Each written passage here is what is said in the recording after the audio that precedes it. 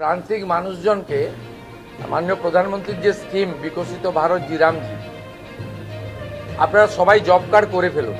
পুরনো job card মানেই তারাই পাবেন, নতুন পাবেন তা নয়। আমরা শিথিল করে দিয়েছি আইন, সবাই জব কার্ড করে নিতে পারেন। 125 দিন আমরা কাজ দেব, গ্যারেন্টেড। আনস্কিল লোকেদের 300 টাকা করে। এর বাইরেও পরিবার পিছু বার্ধক্য ভাতায় বৃদ্ধি হয়েছে, বিধবা ভাতায় 500 টাকা বৃদ্ধি হয়েছে, আগস্ট মাস থেকে কার্যকর হয়েছে। অন্নপূর্ণা যোজনায় অনেকে পেয়েছেন, অনেকে আন্ডার ভেরিফিকেশন চলছে। 30-60-এর মধ্যে যোগ্য মহিলারাও অন্নপূর্ণা যোজনাতে নথিভুক্ত হয়ে যাবেন। যারা পাওয়ার যোগ্য স্বচ্ছতার ভিত্তিতে তারা পেয়ে যাবেন। এর বাইরেও পিএম কিষাণ বাড়িয়ে দেওয়া হয়েছে, প্রধানমন্ত্রী 6,000-এর সঙ্গে রাজ্য সরকারের 3,000। কৃষক বন্ধুর ভেরিফিকেশন শেষ হলে আমরা কৃষি জমি থাকলেই তাদেরকে 4,000 টাকা করে দেবো কৃষক বন্ধুতে। তার উপরের যে সিলিং থাকবে তাদেরকে একটা আমাদের করা হয়েছে সিস্টেম। এবং রেশন তো ফ্রি দিচ্ছেন প্রধানমন্ত্রী রাজ্য সরকারের মাধ্যমে।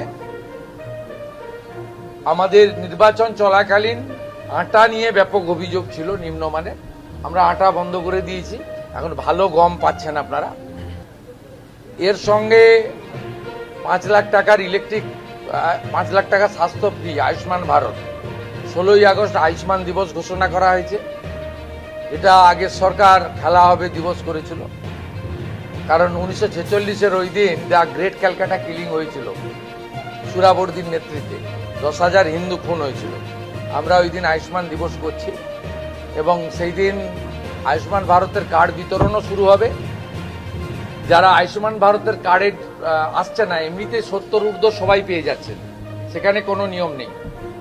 সিনিয়র সিটিজেন সবাই পাচ্ছেন। এই রাজ্যে 40 লক্ষ সিনিয়র সিটিজেনকে আমরা কার্ড দিচ্ছি। যারা আয়ুষ্মান ভারতে আসছেন না তার জন্য রাজ্য সরকার নিজস্ব স্কিম ডিক্লেয়ার করেছে, মুখ্যমন্ত্রী স্বাস্থ্য বীমা যোজনা। আয়ুষ্মান ভারতের মতোই গোটা ভারতবর্ষ জুড়ে 5 লক্ষ টাকা পর্যন্ত আয়ুষ্মান ভারত যে যে হসপিটালে বা প্রাইভেট হসপিটালে, গভর্নমেন্ট হসপিটালে পান, সেখানে সেখানে মুখ্যমন্ত্রী স্বাস্থ্য বীমাতেও 5 লাখ টাকা পর্যন্ত চিকিৎসা। এমনি আয়ুষ্মানের পোর্টাল তো চলছে, স্বাস্থ্যসাথীর কার্ড থেকে রোল আউট হয়ে যাবে। যতক্ষণ না এটা কমপ্লিট হচ্ছে ততক্ষণ স্বাস্থ্যসাথীর কার্ড, স্বাস্থ্যসাথী ভ্যালিড থাকবে, মানে একটাতে গেলে আর একটা বন্ধ হবে।